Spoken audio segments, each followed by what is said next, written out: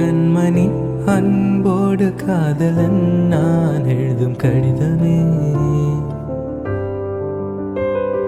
பொன்மணி உன் வீட்டில் சௌக்கியமா, நான் எங்கு சௌக்கியமே.